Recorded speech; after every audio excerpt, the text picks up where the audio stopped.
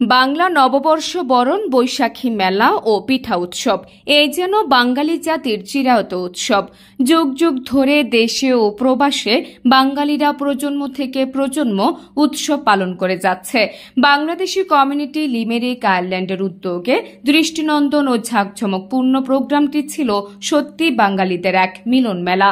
বৈশাখী মেলার ঝাঁকঝমকপূর্ণ আয়োজনের প্রতিবেদনটি তৈরি করেছেন আমাদের আয়ারল্যান্ড প্রতিনিধি কাজী মাহফুজ রানা।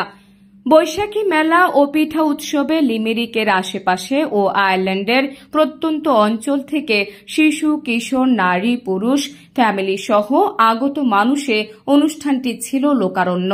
প্রবাসের ক্লান্ত পরিশ্রান্ত জীবনে একটু আনন্দ উদযাপনে পরিবার নিয়ে উৎসব আমেজে উদ্বেলিত ছিল প্রতিটি মানুষ।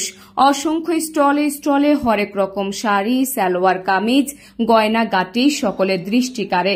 পাশাপাশি বাহারি রকমের মুখরোচক খাবার ও পিঠা মেলায় দেশীয় খাবারের লোভ সামলানো কঠিন ছিল ভোজন পিয়াসী মানুষদের।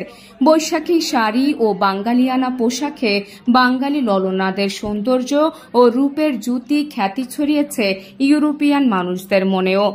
অনিন্দ সুন্দর এই প্রোগ্রামে সভাপতিত্ব করেন জনাব আব্দুল মমিদ, সঞ্চালনা করেন শম্পা লিলি ও মুরাদ আহমেদ।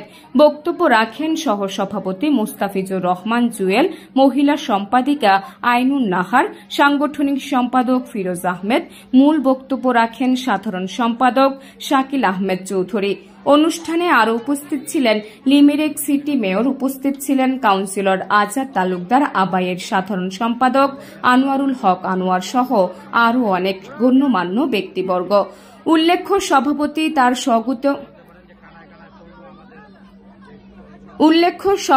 তার স্বাগতিক বক্তব্যে সম্মানিত উপদেষ্টা মণ্ডলীদের নাম ঘোষণা করেন। তাছাড়া স্থানীয় শিল্পীদের নিয়ে গান, কবিতা, মঞ্চনাটিকা সহ নানা বিনোদনে মুগ্ধ ছিলেন আগত দর্শকগণ। সবশেষে ছিল রাফেল ড্র ও আকর্ষণীয় পুরস্কার। নাহার নিশি, মাইগ্রেশন বাংলা।